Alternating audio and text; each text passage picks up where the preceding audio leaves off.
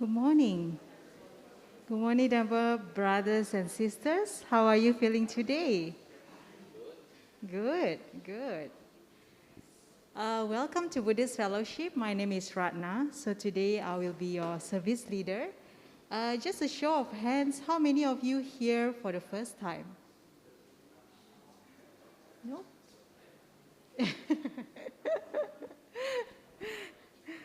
Thank you. Okay, so all familiar with Buddhist Fellowship, yeah? Okay, so before, today because we have Sangha, so we start slightly earlier at 10, so to allow Bhante to have his early lunch as well. So yeah, before I invite Bhante to come and, lead the meditation and giving a sharing, we'd like to invite you to do a morning puja. So please put your hands together in Anjali. Let's start our morning puja.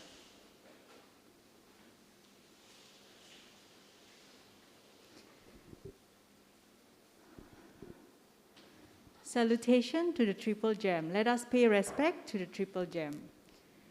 Arahang Sama Sambuddho Bhagava Buddhang Bhagavantang Abhivademi.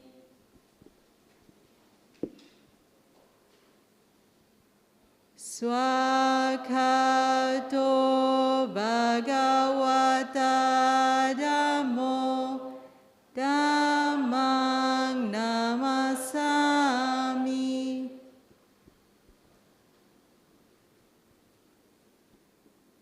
Supatipanno Bhagavato Sāvaka Sangho Sanghang Namami.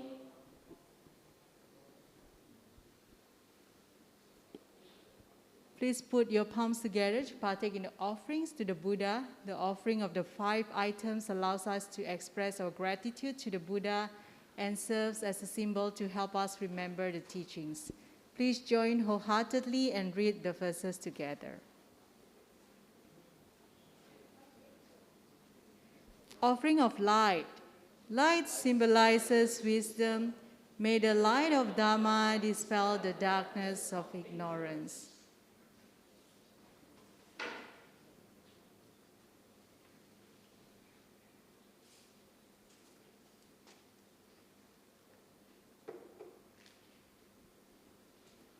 Offering of incense. Incense symbolizes the fragrance of pure moral conduct. This reminds us to cultivate good conduct.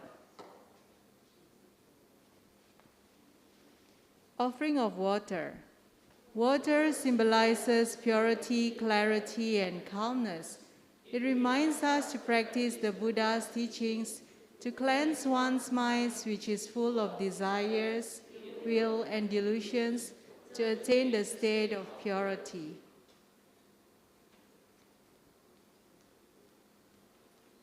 Offering of fruits. Fruits symbolize the ultimate fruit of enlightenment, which is our goal. They also remind us that all actions will have their effects.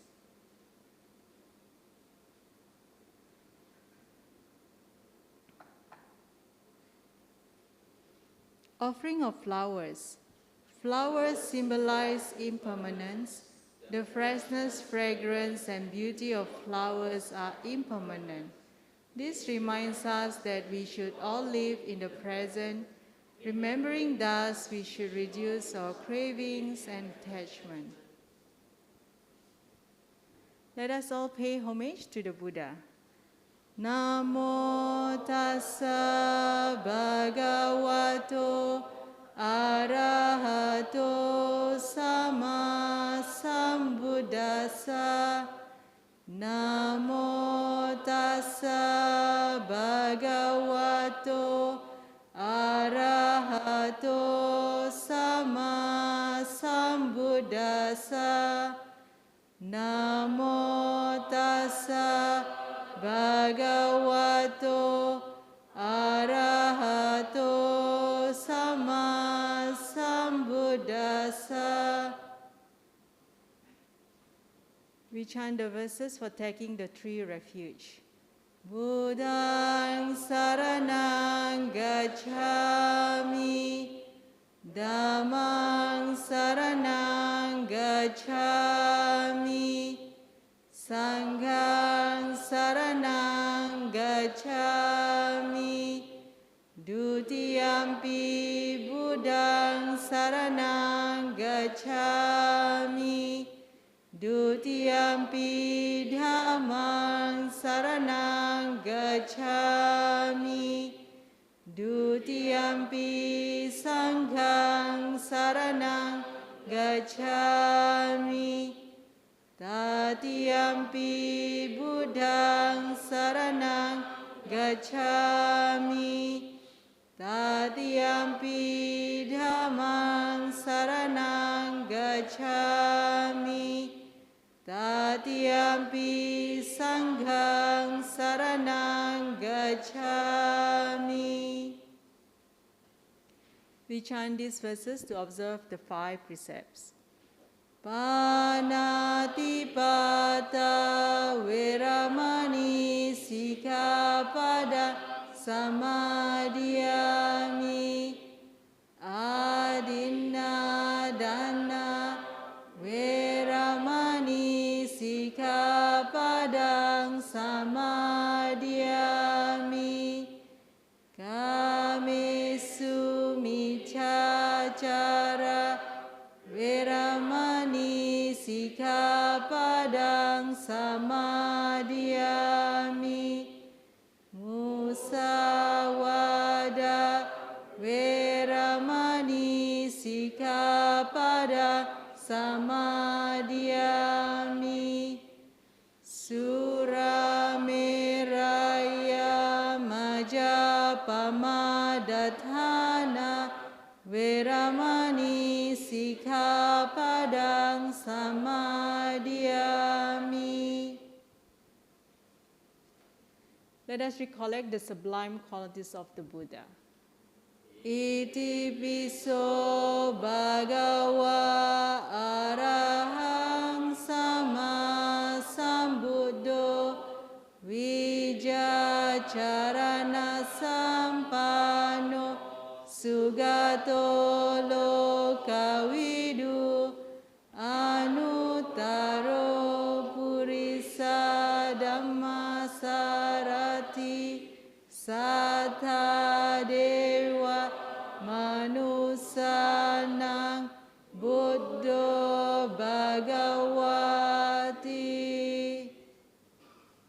Let us recollect the sublime qualities of the Dhamma. Swakhato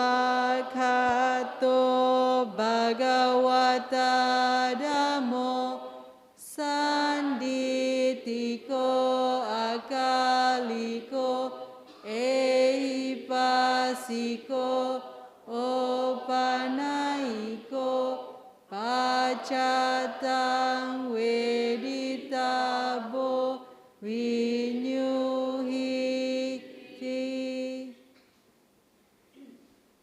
Let us recollect the sublime qualities of the Sangha.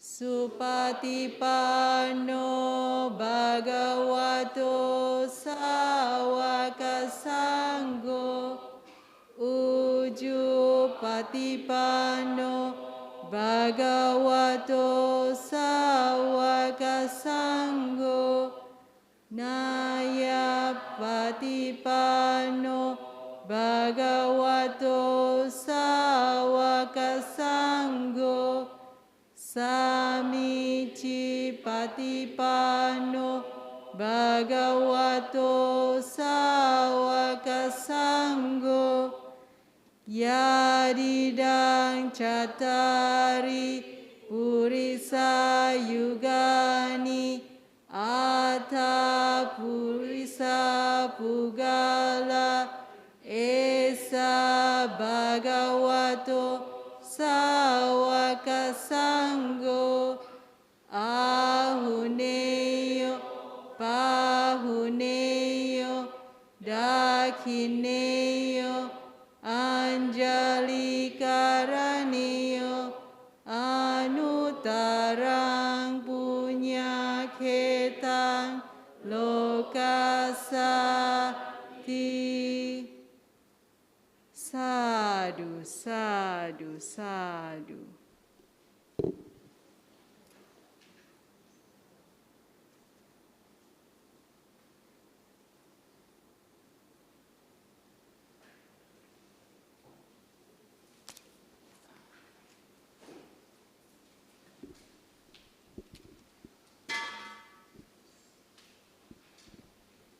Good morning, everyone.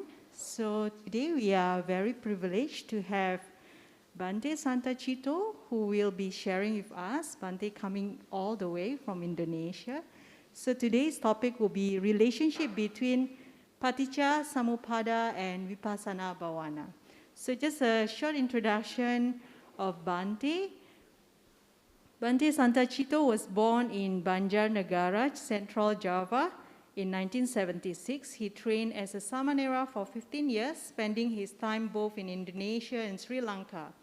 And during that period, he completed his study on Pali and Buddhist studies at the University of Kelaniya from bachelor's to PhD. Venerable Santacitto received his higher ordination in 2015 under the preceptor Upajjhaya Venerable Sukhemo Mahathera. He is currently residing in Mendut Buddhist Monastery under the guidance of Venerable Sri Panyawaro Mahathera and has been entrusted to be the head of Kerta Rajasa Buddhist College in Batu, Malang, Indonesia. So, Dhamma brothers and sisters, we'd like to invite you to just put your hands together to welcome Bhante Santacitto.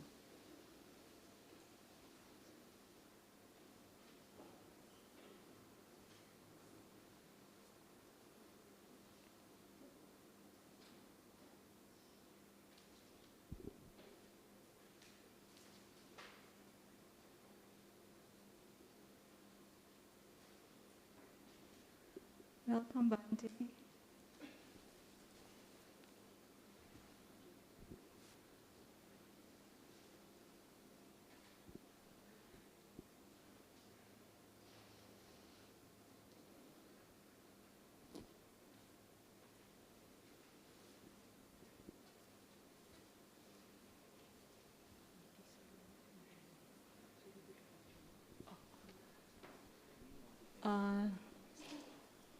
Let us all pay respect to Bhante Santacitto.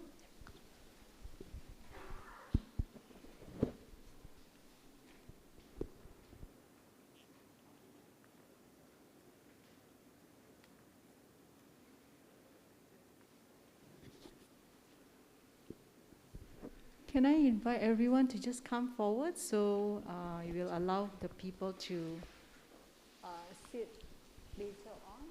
Thank you.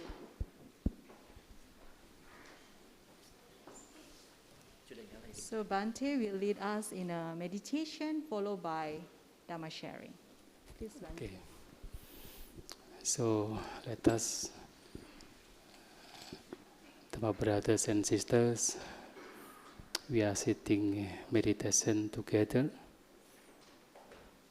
Just take seat comfortably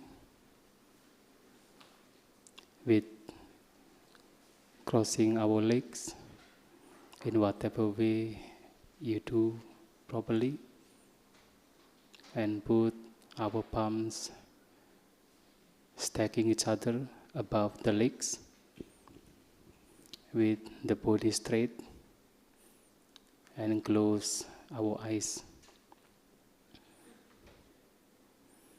Just be aware of our body from the head down to the legs. If there is a tension, just be relaxed. Let it go.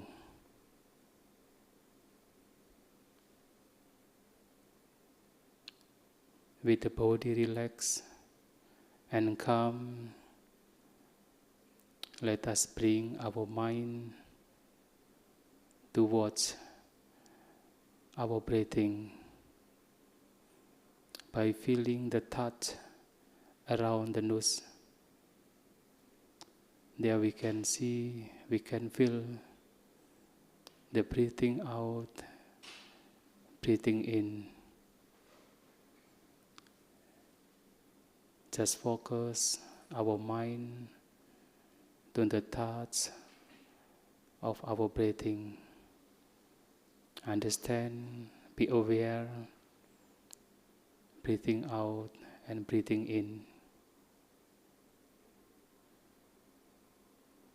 While observing this breathing out and in, our mind is wandering. Just bring back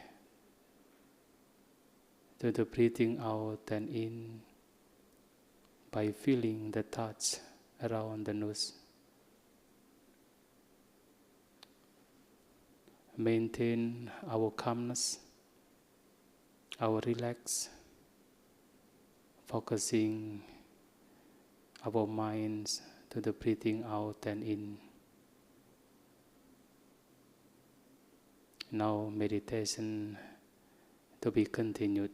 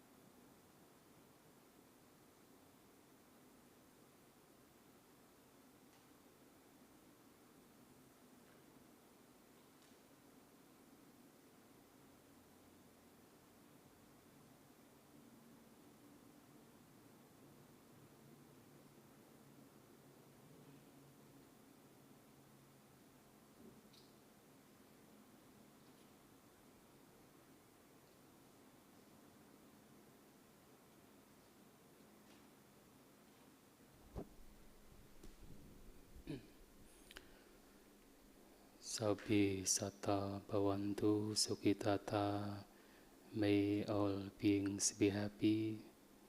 Now we can finish our meditation.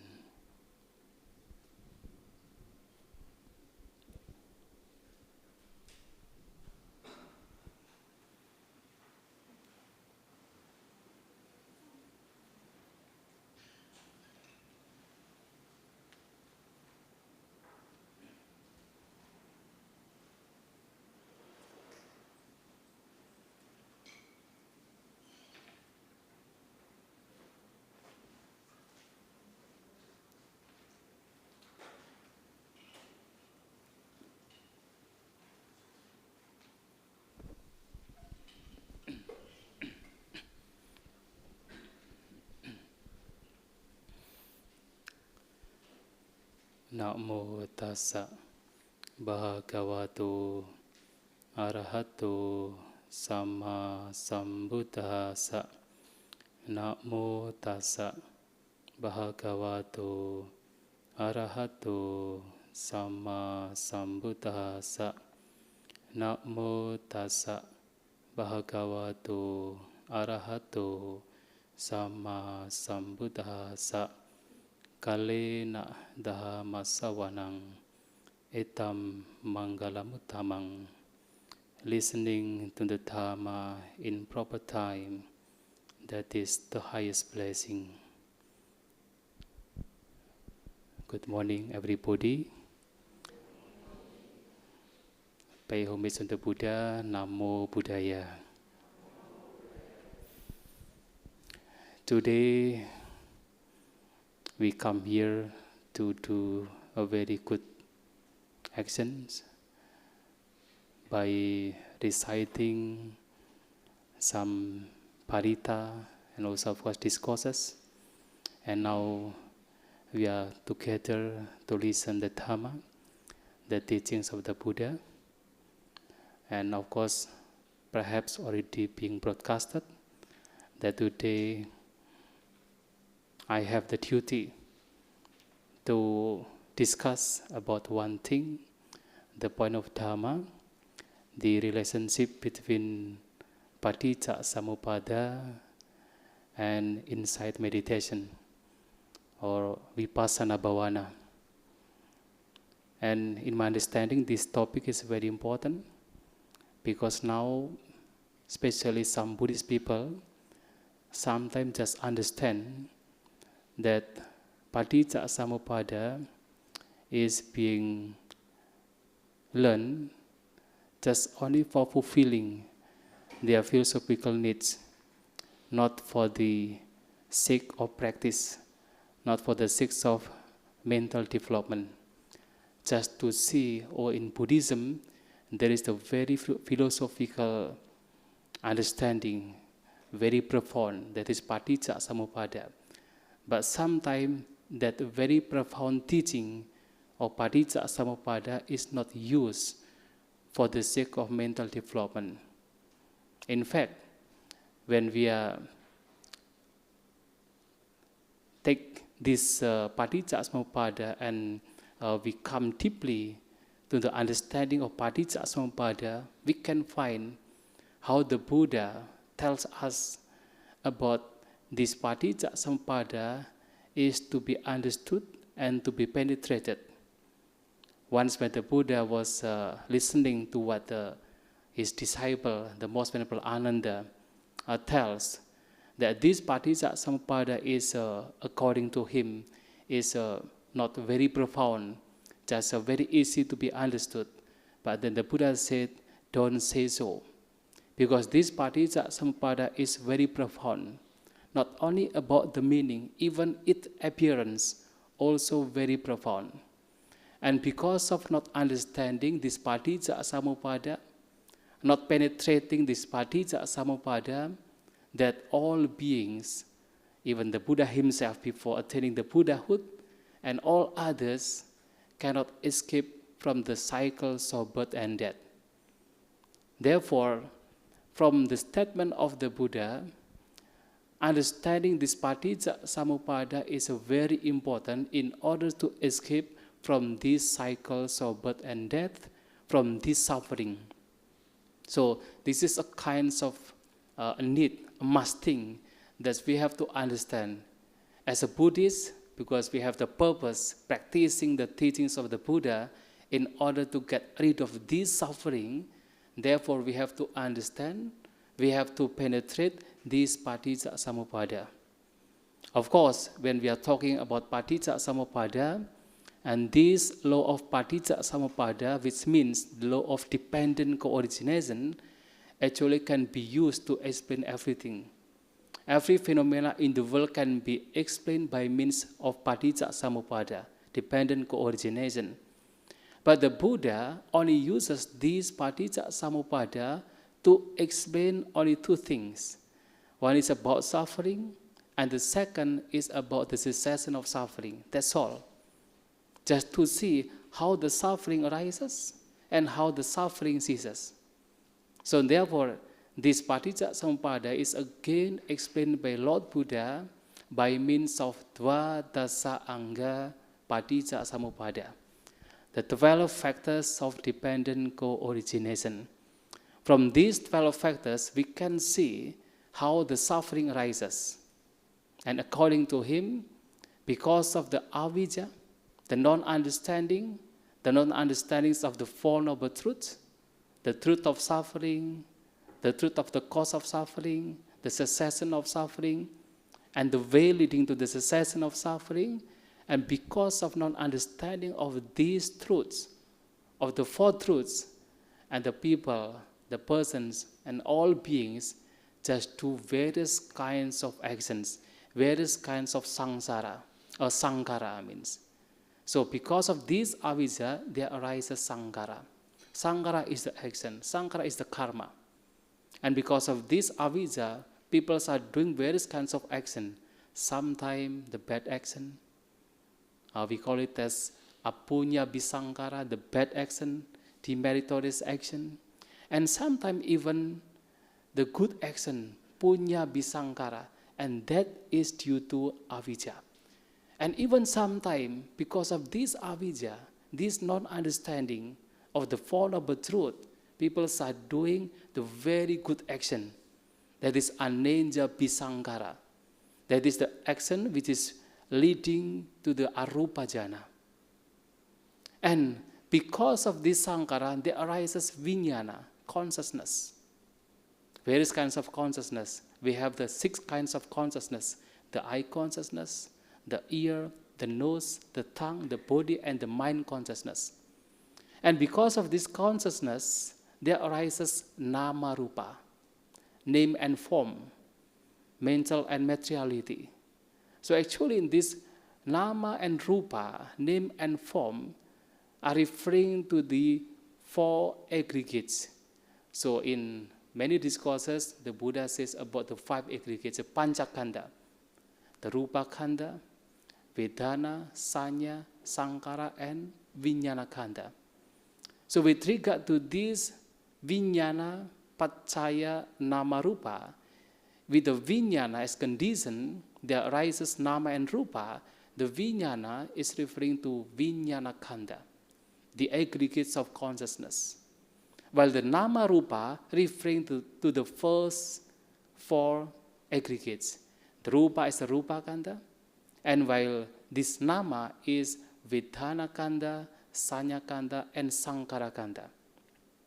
And these vijnana and nama rupa, not only just vijnana as the conditions for the risings of nama rupa, even the nama rupa arising for the conditions of vijnana. So the Buddha said about the simile, just like the 2 bundles of bamboo standing, leaning to each other. So when one is taken down, another one falls. And when another one is taken down, another one is falls. That means this vijnana and namarupa can stand together, can survive, can continue because of they support each other. So vijnana is the condition for the risings of namarupa, and namarupa is the condition for the risings of vijnana. But then this namarupa also becomes the condition for the risings of others. That is for the risings of salayatana, the 6 sense bases: the eyes, ears, nose, tongue, body, and the mind. And these 6 salatanas, which have each objects, can become the condition for the risings of another factor, that is phasa, or contact. So from these salayatana, there arises contact or phasa, the touch. So the touch, because of these eyes touching the form, the ears touching the sound, the nose, the smell, the tongue is the taste, the body is the touch itself, and the mind is the mental objects. And because of these salayatana, there arises the contact. And from the contact, there arises the feeling, vedana. Phasa, paccaya, vedana, the feeling. And there are various kinds of feelings, but altogether, mostly in general, there are 3 kinds of feelings: the pleasant feeling, unpleasant feeling, and neutral feeling. And sometimes these 3 kinds of feelings are being connected with the 6 sense objects. So because of there are 6 sense objects, so plus 3 or times 3 kinds of feelings, so there will be 18 kinds of feelings. So various kinds of feelings. And that feelings arises due to the contact, due to the phasa. And from the feeling, there arises the tanha, the craving. So because of the feeling, unpleasant feelings or pleasant feelings or neutral feeling, there arises craving, various kinds of craving. Craving for taking, for holding, for attaching the objects or the feeling, or craving for avoiding the feelings. And mostly, when we have the unpleasant feeling, we are craving for avoiding, craving for disliking, craving for hating that unpleasant feeling. But when we get the pleasant feeling, mostly the mind is just craving for taking in. The mind is just craving for attaching, for the clinging of that feeling. And because of that feeling, because of that craving, there arises attachment, there arises clinging, attaching to that feeling. And because of the attachment, there arises the becoming. And people are wishing to be this and that, to be reborn in the heavenly world, to be reborn in the Brahma world, and that is the becoming. And that is because the attachment leading to becoming. And because of this becoming, the bhava, there arises the jati. Jati is a birth. Various kinds of birth is happening because of this becoming. The birth as the human being, or as the animal, as the tirachana, as the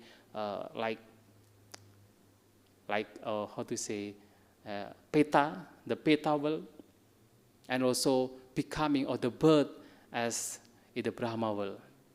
And because of the birth, various kinds of suffering arises. Jara and Marana, the oldest, the death, even the soka, parideva, dukkha, domanasa arises.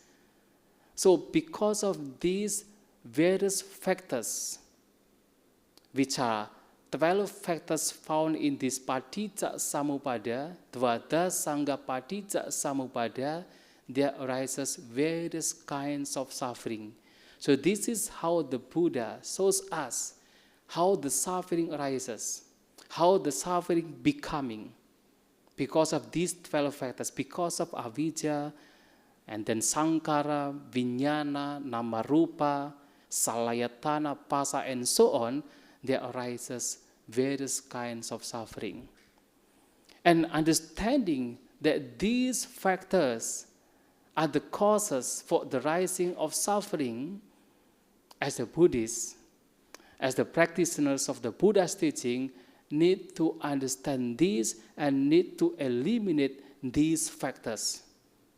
So therefore, besides showing us about how the suffering arises, in this Dvada Sangha Paticcasamupada, Lord Buddha also showing us how the suffering ceases. And how the suffering ceases is by means of eliminating these factors. So in the very beginning, and then the Buddha continued to say, 𝐈𝐍𝒐 asesa viraga nirodho sankara nirujati. So with the cessation, the complete cessation and fading away of that very avijja, that very non-understanding about the Four Noble Truths, that sankara, various kinds of action also ceases. And with the cessation of sankara, various kinds of action ceases, so they are also ceasing the vijnana, the consciousness. So when the consciousness also ceases, there are also the nama rupa, the name and form also ceases. And so on, ultimately, the suffering also ceases. So in order to make the cessation of suffering, to eliminate the suffering, we have to eliminate these factors, starting from avijja, and then sankara, vijnana, and so on. Ultimately, the jati, the birth, is also ceases, and various kinds of suffering because of the birth, because of the jati, that is the old age, the death, the sorrow, lamentation, the despair, and any kinds of suffering also ceases by means of taking down, eliminating these factors.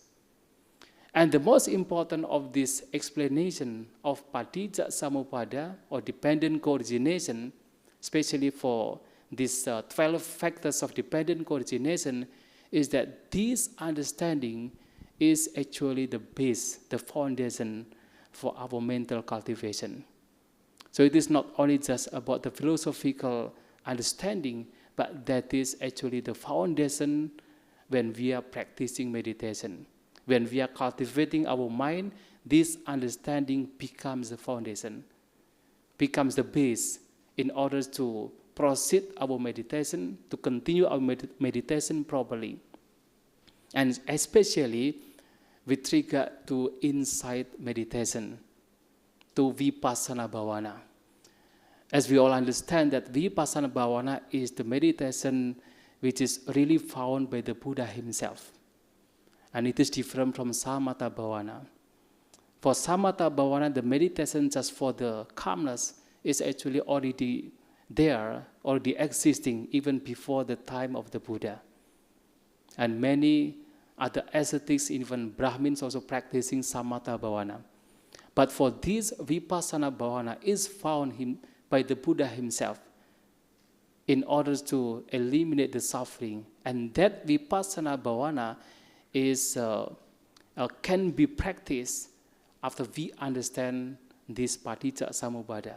Understanding Paticcasamupada becomes the very foundation to practice this meditation, this Vipassana Bhāvanā. And how we understand this Vipassana Bhāvanā is closely connected with the Paticcasamupada, we can just start from the very first, avijja paccaya sankhara.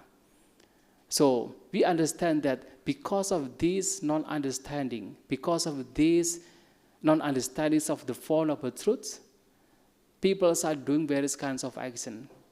And because of these very actions, people are continuing in this cycles of birth and death. Because the very karma, the very action is actually the cause that we are always here in these cycles of birth and death. So if we learn about this karma, it's not about that after understanding the karma and then we are doing the very good things or meritorious deeds. Not only just stop there, but actually the Buddha shows about the karma, about this action, is to show us that as long as we are in this round of karma, or we call it in Pali language as vivata karma vivata, or karma vata, in this round of karma, is actually we always in this very cycles of birth and death, in this samsaric life. So therefore, we have to escape, we have to get out from this round of karma. And in order to get out from the round of karma, we have to understand the Four Noble Truths. When we are understanding the Four Noble Truths, at least first, we also understand that the cause of suffering is the tanha. The cause of suffering is the craving. Understanding that the cause of suffering is craving, so in this very meditation, in this very Vipassana Bhavana, we are trained how we look at, we observe the object without any craving. So therefore, in this Vipassana, we are being encouraged, we are being trained that's to see, to observe everything as it is. To observe everything, each in every phenomena as without liking and disliking, without any judgment, no any liking and disliking, just to see as it is. We see, we observe our body, we observe our mind without liking and disliking. Just like the Buddha said in Mahasatipatthana Sutta, when we are observing our body, one of the qualities that we have to put there in our mind is Vinaya Loke Abhijja Domanasa. We have to abandon Abhijja and Domanasa. Abhijja is the greed, Domanasa the hatred. So Abhijja is liking, Domanasa is disliking. We have to abandon liking and disliking because we understand that this liking and disliking is the manifestation of tanha, the craving. Craving for attachment or craving for avoidance. So craving for attachment is liking, craving for avoidance is disliking, greed and hatred. So in this meditation of Vipassana Bhavana, we are being trained to see, to observe, to notice everything without any liking and disliking, because we understand that liking and disliking is due to the craving. We understand that this craving is the cause of suffering. So when we practicing in such a way, to see everything without any craving, without any attachment, without any liking and disliking, there will be no action. That means there will be no karma. Because the karma is happening because of the craving. So the best example is actually found in the conversation between the Buddha and one minister named Santati. So I think you have already known about the story about this minister Santati. So this minister came to the Buddha, and because of he came with a desperate mind, because his lovely woman that he has just passed away, and the Buddha advises him with one stanza, with one verse. The Buddha said, "Yang pube tang visudehi pacate mahu kincanang majece no gahe sasi upasanto cari sasi." The meaning, yang pube tang visudehi, whatever things in the past you have to purify, cleansing the past. Yang pube tang visudehi, cleansing the past. Pacate mahu kincanang, and in the future you don't feel. In other words, is that making empty for the future.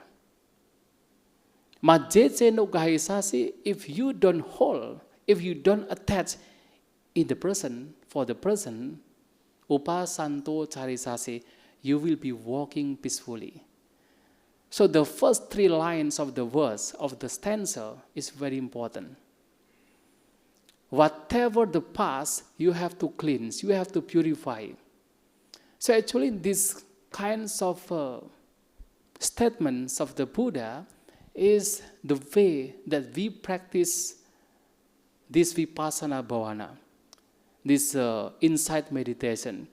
When we are practicing insight meditations of Vipassana Bhavana, we just observe what is now present, not the past or the future, just be here in the very present moment. And we have to understand that whatever we experience in this very present moment is the cause of the past. So now we experience something, suffering or happiness, is because of the past action. And when we just be aware of the present, that means we are cleansing the past. Because now we are experiencing something which is caused by the past. So when we are just be present, that is, we are cleansing the past. And because in this very meditations, we are not engaging in liking and disliking, just to see as it is, to see the present moment as it is, to see this mind and body as it is, that means we are not doing any action. We are not doing any karma. And because we are not doing any karma, so there will be no any future result, no any future fruits, because the karma is leading to the future result. So when we are not doing this karma, so we don't have any future result, no any continuation for the future. So we are making empty for the future. And because we are also observing our minds and body in the very present moment without any attachment, without any clinging, so that means we are not holding even the present. 𝐻𝐿𝐻𝐿. We are not holding, we are just observing without any clinging, observing without any attachment, without any liking and disliking. So even in the very present, we are observing, but no attachment. So the past is purified, the future is made to be empty, and in the present, even we are not attachment, we are not attaching, we are not clinging to the present. And if we do like that, and then we can walk, we can be living peacefully, because without any attachment. So this is how, in this understanding of avijja as the cause of suffering, understanding the tanha, the craving, as the cause of suffering, and then we don't do any karma, we don't do any sankhara anymore. So we are not doing any action in the sense of karma, which is now if karma always leading to the future, but we are not doing any karma, not leading for the future. So this is how 𝐕𝒊𝒑𝒂𝒔𝒔𝒂 asesa viraga nirodha sankara nirujati. So if we really be able to completely destroy this very avijja, so there will be no sankhara, there will be no action, there will be no karma. If there is no karma, there is no action, there is no sankhara, that vijnana is also not continuing. The vijnana doesn't continue. The vijnana will be stopped. The consciousness will be stopping. So this is also what the Buddha said in one statement, in one discourse, by giving one simile. Suppose there is a seed, the seed and the soil and water. That seed, after being sown to the soil, that will be growing only by having water, by watering, and that seed will be growing. But if that seed without any water, then that seed also will not be growing. So the seed here is like consciousness, the seed like consciousness, while the soil is the karma, the action. And water is the sneha or the tanha, the craving. And that seed or the consciousness will be growing, will be continuing in the present and the future birth. It is because of this water, because of this craving. And because of craving, and then the seed, the consciousness will be growing, will be continuing.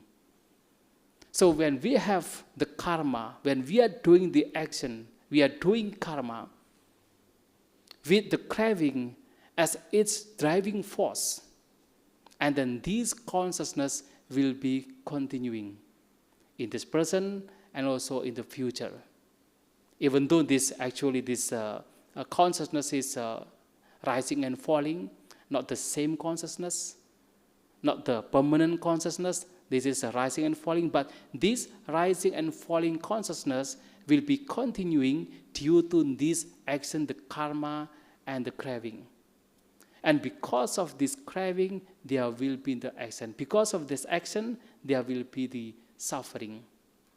Because this consciousness is continuing. So that's why the Buddha said like this, tanha pahana kamang pahiyati. Kamang pahana dukang pahiyati. With the abandonment, the distractions of craving, there will be the distractions of karma. That means when there is no any craving, there will be no karma, just like in the practice of meditation. Because of no any craving, no any liking and disliking, there will be no action, no any karma. And now the Buddha said, kamang pahana dukang pahiyati. And with the distractions of karma, of action, there will be the distractions of suffering. Only by eliminating this karma and this action, the suffering also will be eliminated. So this karma and this tanha, karma and suffering is always getting together. These three things are getting together. But when the person train himself not to do anything with the craving, so there will be no karma, no action, no sankhara. So when there is no any sankhara, there will be no suffering. Why? Because the consciousness also stops. So with the cessation of sankhara, there will be the cessation of vijnana. And vijnana together with nama rupa are also the things which are the causes for our suffering. As already mentioned, that this vijnana and nama rupa are the two things that's always getting together. And even the Buddha said that actually we as a human being, as the creatures, wandering in the cycles of birth and death in the samsaric life are due to these two things, due to this consciousness and namarupa. And because of this consciousness and namarupa always supporting each other, then there is the continuation of being. So that means in order to make or to break up this continuation, to stop this wandering life, this samsaric life, we have to break up this vijnana and namarupa, the consciousness and namarupa, name and form. As already mentioned, that this vijnana and namarupa, just like the two bundles of bamboo, leaning to each other, standing, leaning to each other. When one is taken down, another one is falls. When another one is taken down, another one falls. That means these two things can stand to each other is because of spotting each other. If they don't spot each other, and then all will be falling. And our duty in this meditation is how we have to break up this vijnana and namarupa. So here, vijnana is a kind of subject, trying to catch this namarupa as the object. So vijnana has its footing in this nama and rupa. And namarupa also surviving because of being caught, being held by this vijnana. Just like I hold these mics. So this, my hand is just like consciousness, while the mic is like name and form. So these mics can be survive like this, can stand like this because of being held by this hand. And the hand can survive also because of holding this mic, this nama and rupa, name and form. So therefore, in the meditation, inside meditation, the practitioner is trained how to make this vijnana not holding namarupa. How to train the vijnana not attaching to namarupa. That's why in the meditations we have to see every object, every phenomenon as anicca, dukkha, and anatta, as impermanence, as something which is subject to suffering, and as anatta, non-self. Not only just we see anicca, dukkha, anatta as the truth, but the reason is that while seeing this anicca, the object, the name and form as anicca, as impermanence, and the persons will just throw his mind. That means not attaching to the object. That is what the Buddha said as nibbida. That means disenchanted to the object, because seeing each and every object, whether mind and body, all are just impermanence, subject to change, cannot be maintained. So therefore the mind becoming withdrawing. The mind is not attaching. The mind is disenchanted with that object. And training our mind not to attach the phenomenon, the object, that is training our mind, training our consciousness not to attach to name and form, to nama and rupa. And that is also the way how to break up this nama, vijnana and nama rupa to always be together, to break up, not to survive. Because this consciousness is also the cause of suffering, and nama rupa is also the cause of suffering, and these two get together because of leaning to each other, supporting to each other. So in the meditation, we are trained ourselves, our mind, not to attach to any kinds of object. So therefore, like today we are meditating using our breath as the objects of meditation. Even we are using this, our breathing out and in, as the objects of meditation, not necessarily that we have to attaching to this object. We are using the object. We are using this breathing out and in, but not attaching to the breathing out and in. Just like the Buddha said to Minister Santati, if the person in the meditation, of course, we have to be in the present moment. We have to be aware of the present moment.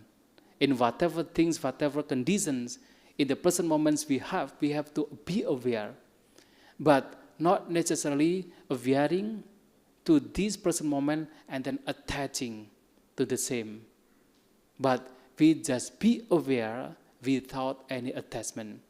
We are aware of this mind and body. We are aware of these objects of meditation, but we are not attaching, we are not clinging to these objects of meditation.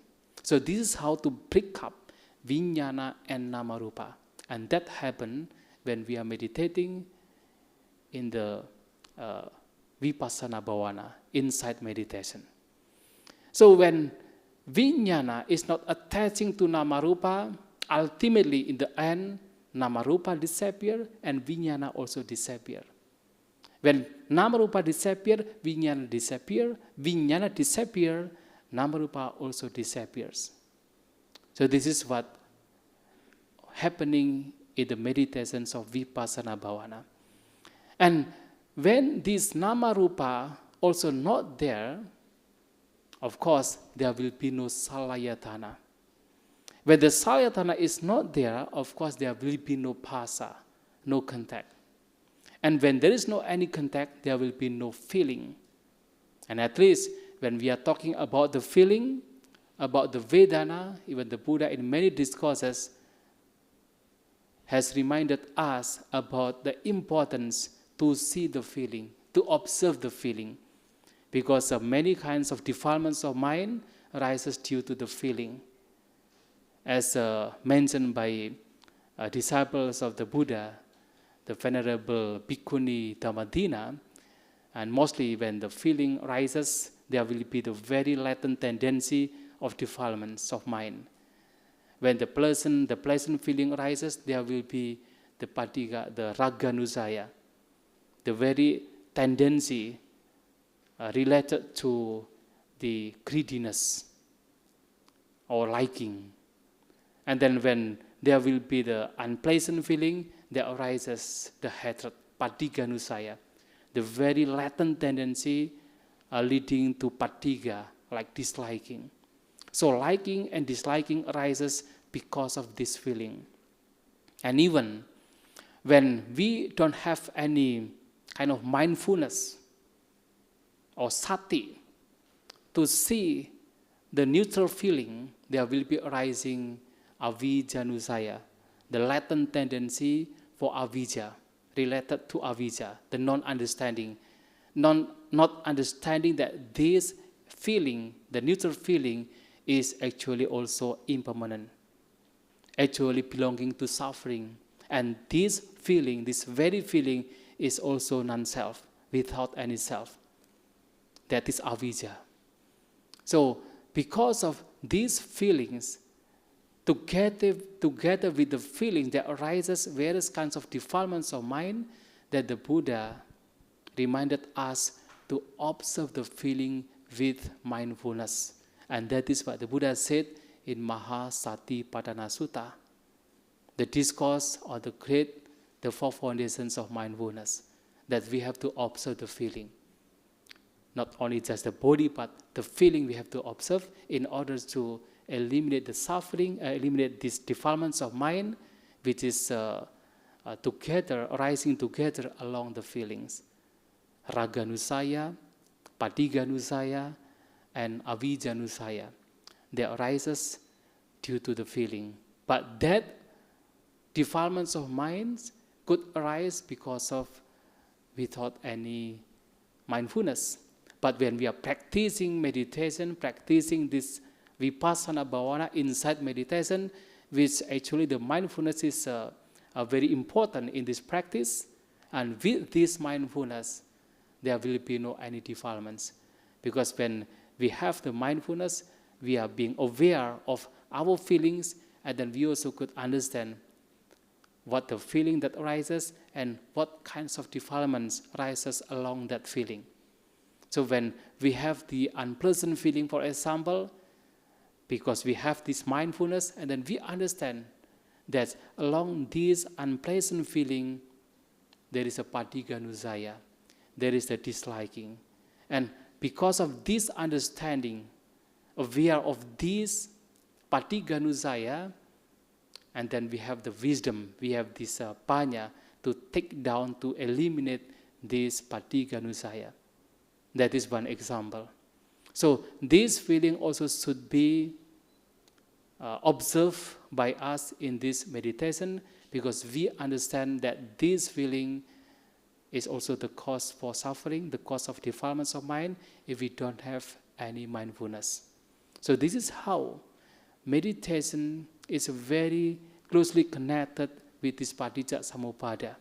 Understanding that these factors, the 12 factors, are the causes for suffering, and then in this meditation, in this Vipassana Bhāvanā, we have to be aware of these each and every factors to eliminate, especially when these each and every factors are connected with the defilements of mind.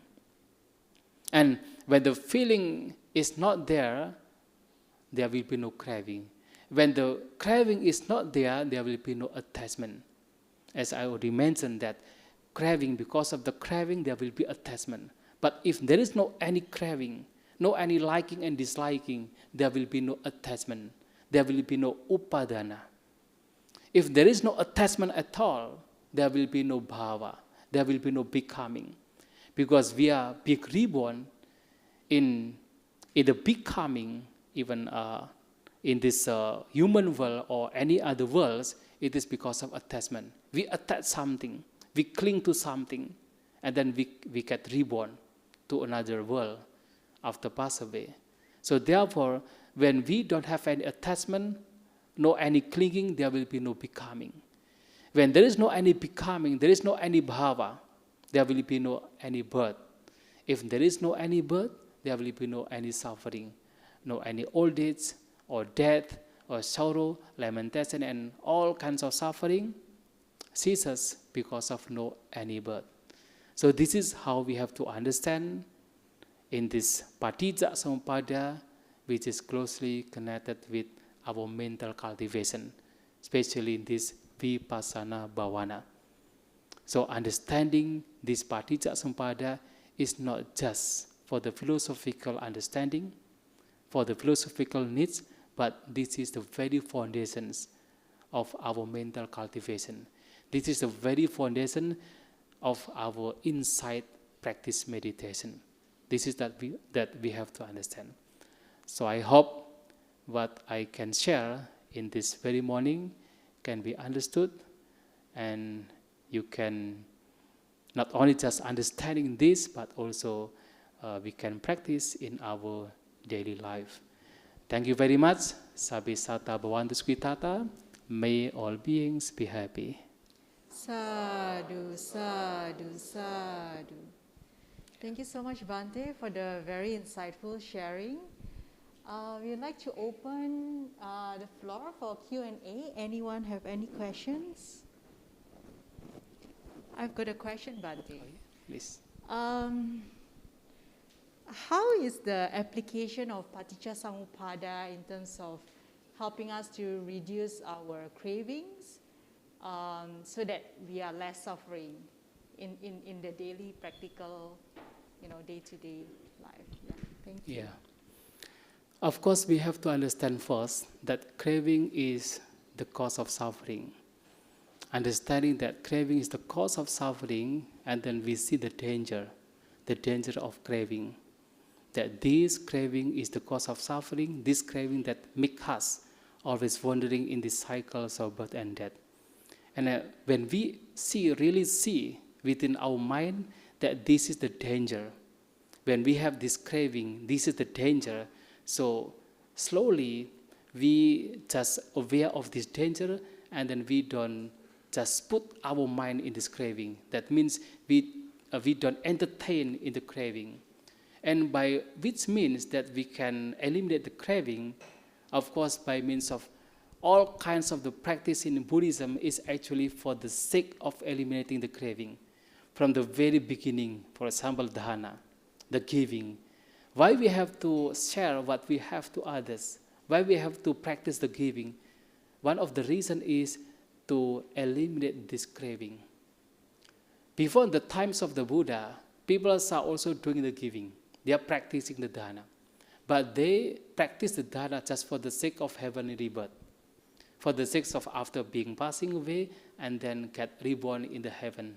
That is before the times of the Buddha.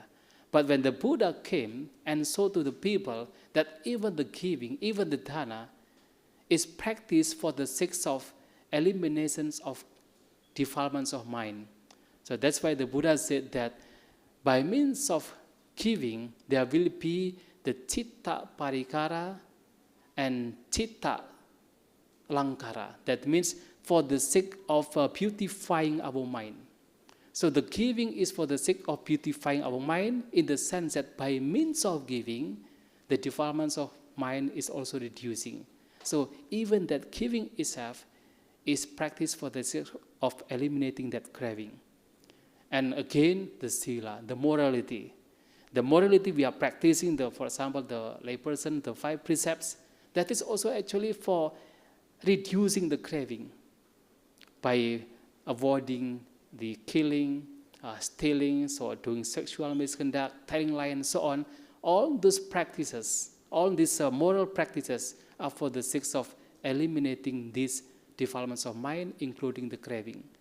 So the dana, sila, and of course the bhavana, the meditation. So this meditation is none other than to eliminate this craving. So all the teachings of the Buddha from the very first, from the very simple practice until very profound practice like meditation actually have the same purpose. That is to destroy the defilements of mind as the cause of suffering, to destroy the craving as the cause of suffering. That is what we have to do in our life. Yeah. Thank you so much, Bhante. Yeah. Anyone else have any questions? Yeah.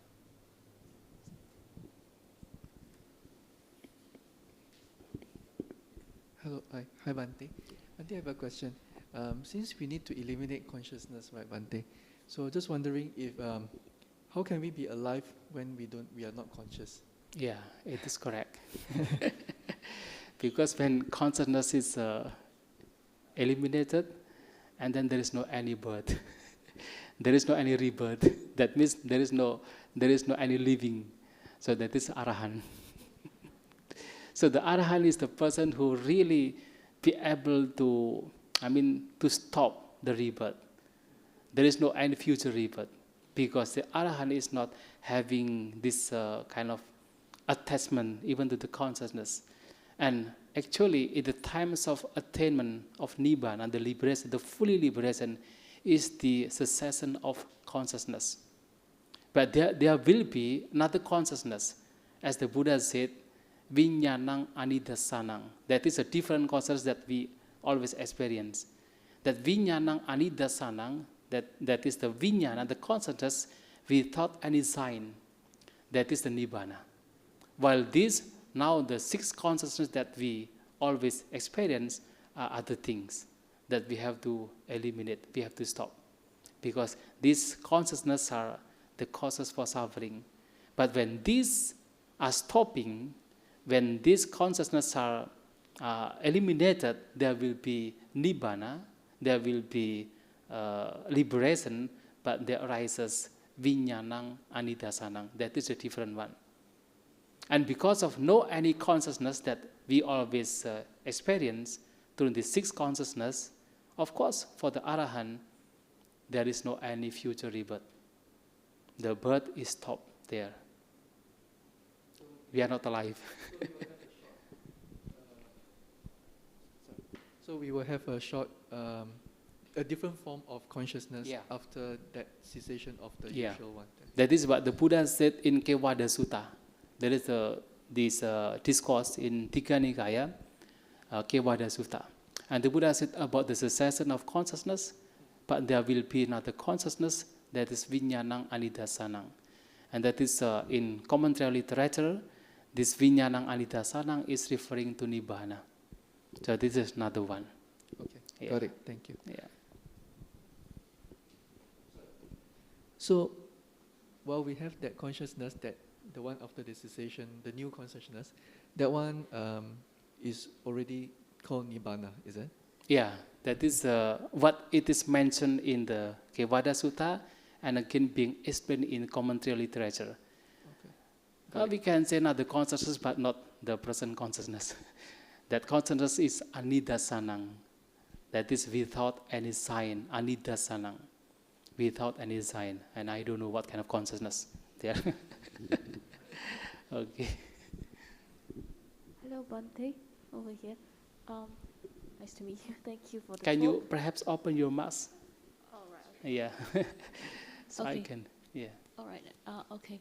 You mentioned just about no actions. When you don't do any actions, then there is no karma. But there's some circumstances where you can't not do anything, right? You have a responsibility to do something. But then again, you're confused. You don't know what to do. So would you just not do anything? I mean, I find myself always in a situation where I'm confused, can't decide. And I don't think not doing anything is right. So I will do it and ultimately find that the action is wrong. And then, it's so difficult. Yeah. So what would you advise? Actually, this is only for the Vipassana.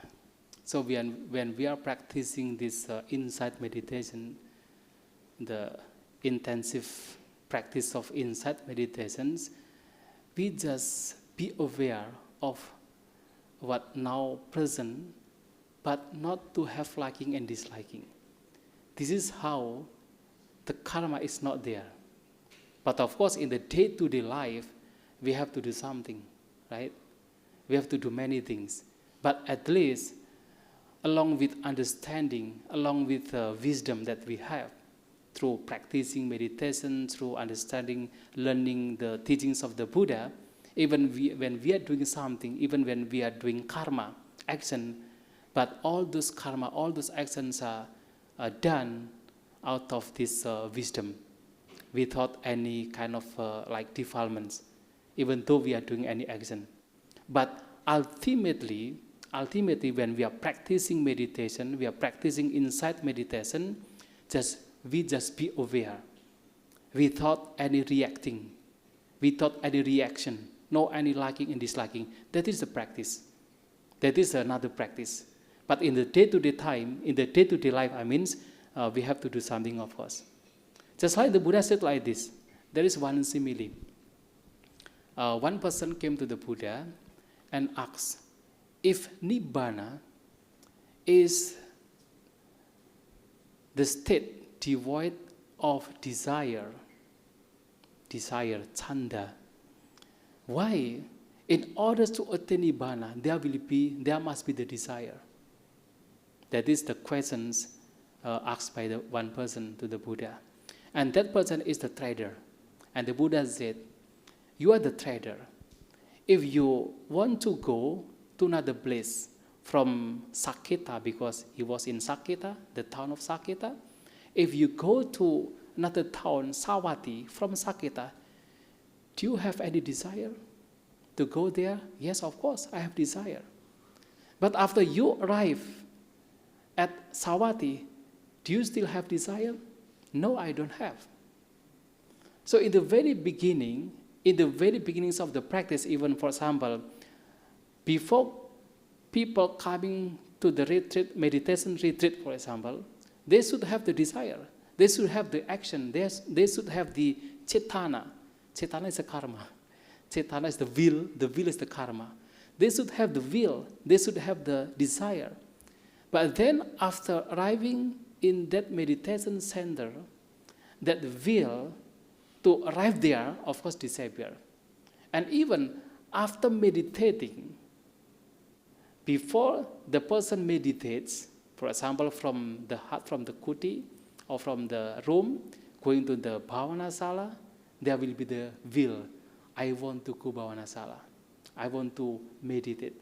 But after meditating, the practice is that just be aware, not having liking and disliking. So this is the practice of Vipassana. But before practicing that awareness, without any liking and disliking, of course, the so-called karma will be there. The so-called will, desire will be there. And that is okay. As long as that is done by means of the wisdom, understanding, that is not problem. That is what it means. Okay. Okay, thank you. Thank you. Yeah. One more question.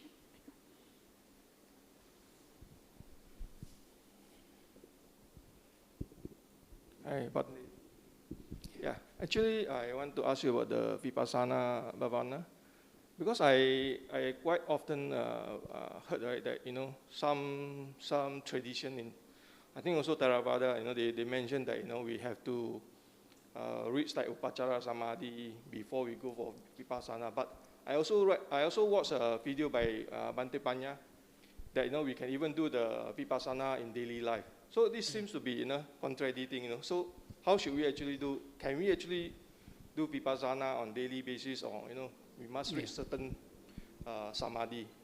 Yeah.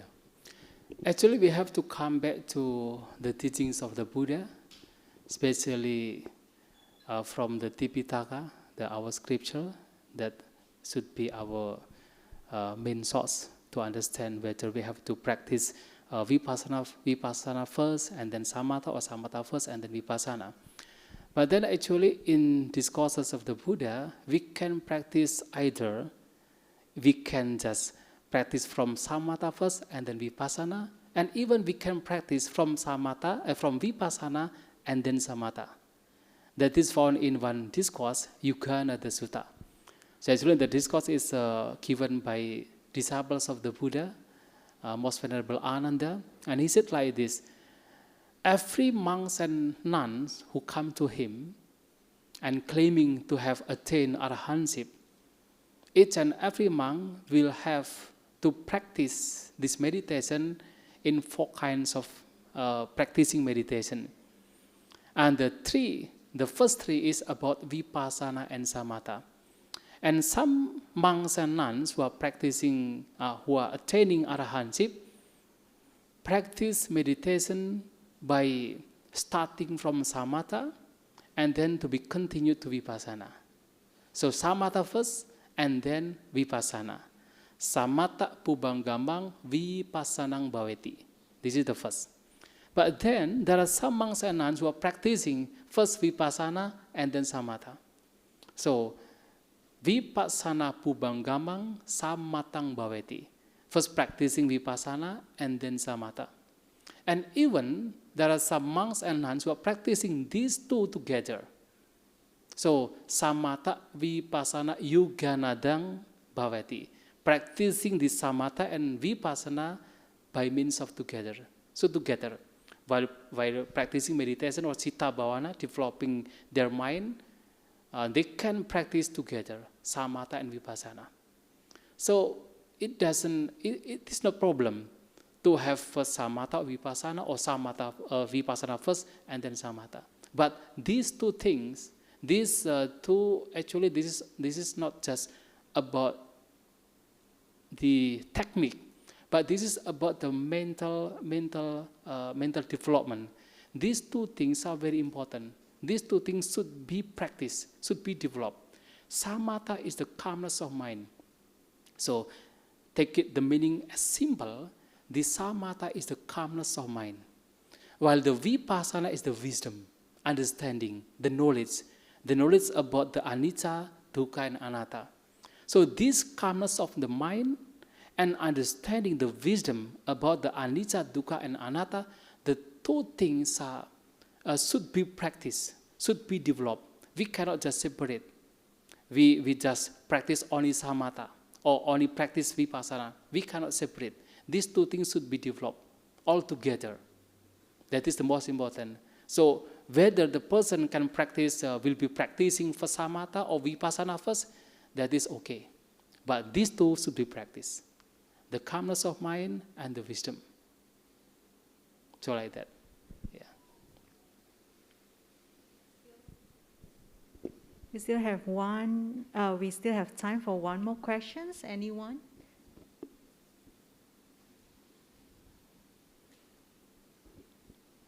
Bhante, thanks for coming to Singapore and giving the teaching. Thank you very much. Yeah. My question is carry on. So I think the explanation was very clear. But I want to ask a similar question, which is that how do we lay followers differentiate is vipassana or samatha meditation? Because there's the four foundations, there's anapanasati. For example, this morning you taught breathing, right? Maybe it's a little bit similar, I'm confused. So can we just do breathing and then we recollect various things or using various objects? Or is there like a very strict classification, or you do these 5 things is samatha, these 5 things is vipassana? So I'm also a little bit confused from the few questions. Seek your clarification. Thank you, Bhante. Yeah. First, we have to understand the meaning, the very basic meaning of samatha and vipassana. Actually, just I mentioned before, that samatha is the calmness of mind. That is a very basic meaning. And vipassana is the insight. That is an insight into understanding of anicca, dukkha, and anatta, impermanence, suffering, and non-self. So this is the very basic meaning of these two things, samatha and vipassana. In Buddhism, we have meditation, which is called citta bhavana. So the term used by the Buddha is citta bhavana, or the mental cultivation. That is the meditation, not just meditation, but mental cultivation, the developments of mind. So in this very developments of mind, there will be the calmness of mind, there will be the wisdom.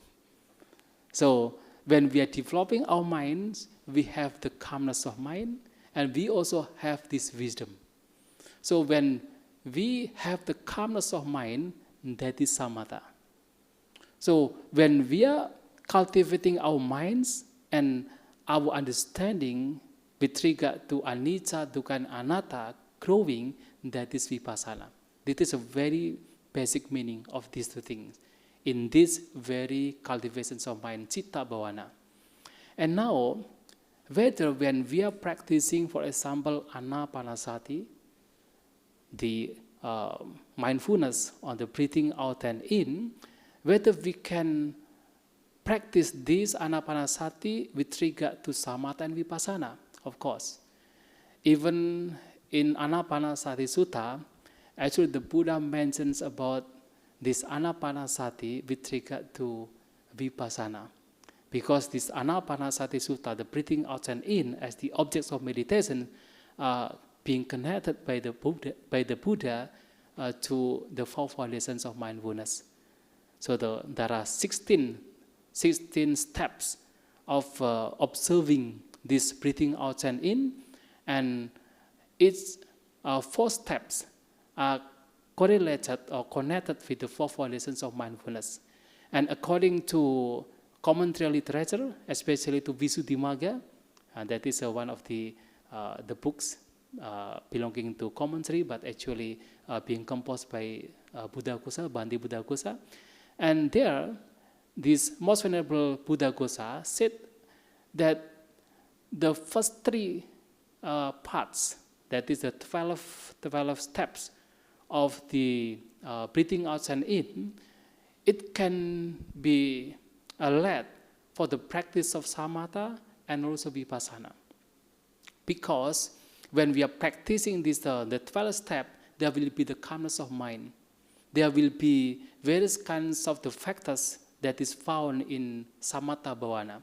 But then after seeing that as samatha, as the calmness, and then standing on that, seeing that the factors which is found in the samatha as impermanence, subject to change, being attaching, there will be risings of the suffering, or that is also belonging to non-self, that is vipassana.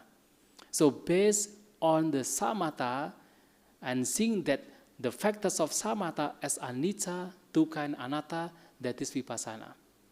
But the last part, the 4th step in the last part of this Anapanasati Sutta, that is only belonging to vipassana. So that means while we are observing this object, this Anapanasati, we can lead our mind to the calmness of mind, that is samatha, but we also can lead our mind to the vipassana, understanding whatever experience in this regard to anapana, the breathing out and in, as just impermanence, suffering, and also non-self, and that is vipassana. So we can do like that, actually. Yeah.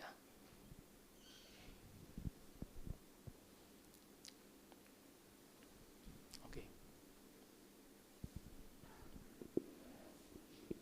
Okay, thank you so much, Bhante, for the wonderful sharing and insightful wisdom. Shall we all say 3 sadhus? Sadhu, sadhu, sadhu. Thank you. We'd like to invite you to share the merits and also the blessings. We have 2 departed. Okay. Yeah. So, okay. So after we are doing various kinds of meritorious deeds, so let us dedicate our good actions, our meritorious deeds to departed ones, and in this morning, especially to Madam Heng Kui Wei and Mr. Jan Dharmaputra Lim. So we just hope may these 2 departed ones understand, knowing what we have done, and after knowing, they are follow to happy with our good action today. Yeah.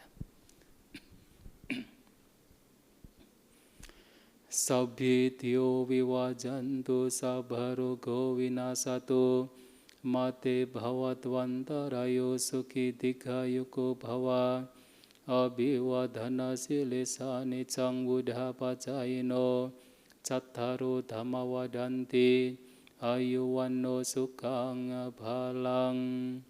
Idhang wo nyatinang hotu sukita hontu nyatayo. Idhang wo nyatinang hotu sukita hontu nyatayo. Idhang wo nyatinang hotu sukita hontu nyatayo. Ayan cako dagina dina sanggami supatitita. Tigaratang hitaya sadhana supakapati. Sonyati dhamoca ayang nidhasito. Pedana puja cakata ulara. Balanja pikunang manupadinang. Tumhei punyang pasutang anapakanti. Bhavatu sabha manggalang rakantu sabha dewata. Sabha buddhanupavena sadasoti bhavantu te. Bhavatu sabha manggalang rakantu sabha dewata. Sabba dhammanupavena sadasoti bhavantu te. Bhavatu sabha manggalang rakantu sabha dewata. Sabba sanghanupavena sadasoti bhavantu te.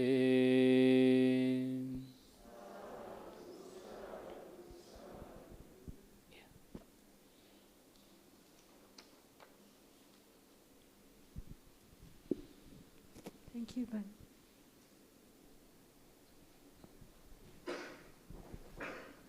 May I invite everyone to pay respect to Bhante before he leaves? First bow. Second bow. Third bow. Thank you so much, Bhante. We'd like to invite you for lunch dana.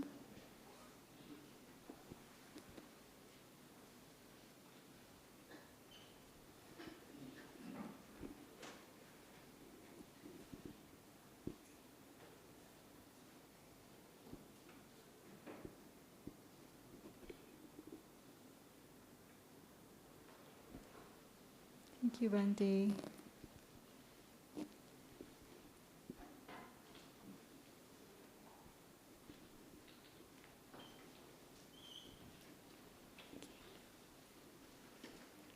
Okay, before you all leave, we have just a short announcement.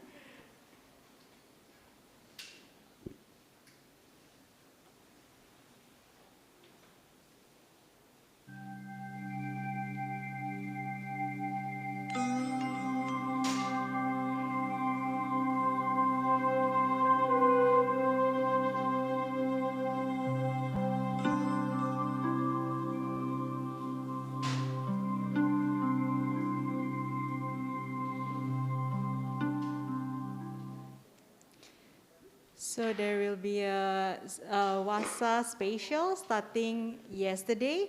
So for the next about 4-6 weeks, is it? Okay. Next week we have Dr. 𝐒𝐚𝐬𝐻 who will be sharing on Arana Vibhanga Sutta, the expositions of non-conflict. So it'll be held here at BF as well as live stream on Facebook as well. So the next one, we have Vasa Sutta special. So we have Sister Sylvia Bay, Dr. 𝐒𝐚𝐬𝐻, as well as Bhante Aparaka Sirisumana. Yeah, so we have all the way to November 13th, so please come and join us every Saturday, 10:30. Oh, sorry, every Sunday, yes. We also have a retreat by Ajahn Kai Chau. It will be in Mandarin. It's on the 16th of September, Friday, from 9 a.m. to 5 p.m. So it'll be held at BF East Center, Orion Building. So if you are interested, you can actually register through the Eventbrite. And we also have introduction to Anapanasati meditation by Brother Tan Beng Hok, starting on the 4th of September to 23rd of October. So it's every Sunday, 2 to 4 p.m. If you're interested, you can register at the Eventbrite or go straight to the office as well. We also have the junior youth program, age 13 to 16 years old, every Saturday 3 to 5 p.m. So yeah, they have a movie day and some sharings on Zoom as well as in person as well. So yeah, if you have any kids or anyone that could benefit from this program, feel free to refer them to Buddhist Fellowship. And next, we also have a meditation and sutta retreat with Ajahn Brahmali at Batam Beach Resort from 16th to 22nd of December. Is a good way to, end the year. The early bird is before 15th of September. If you are interested, only a few seats left. So for those of you who have already registered but have not paid, please make payment at the counter as well. Yes, that's all. Thank you so much, everyone. Let's do the closing puja.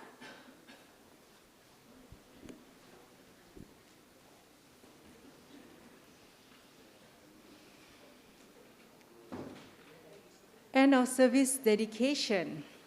I dedicate the marriage which I've accumulated to the cultivation of my mind in order to bring happiness and benefits to all sentient beings. I dedicate the marriage to my parents, children, spouse, relatives, friends, colleagues, and my adversaries, wishing them long life, good health, happiness, and prosperity. May we never part from the Triple Gem, and may we always walk the path towards enlightenment. Let us pay respect to the Triple Gem. Arahang Sama Sambuddho Bhagava Buddhang Bhagavantang Abhiwademi.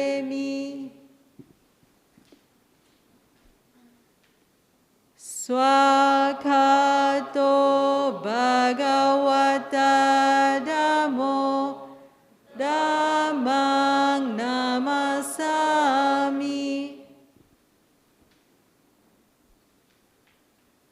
Supatipanno Bhagavato Sāvaka Sangho Sanghang Namami. Sadhu, sadhu, sadhu.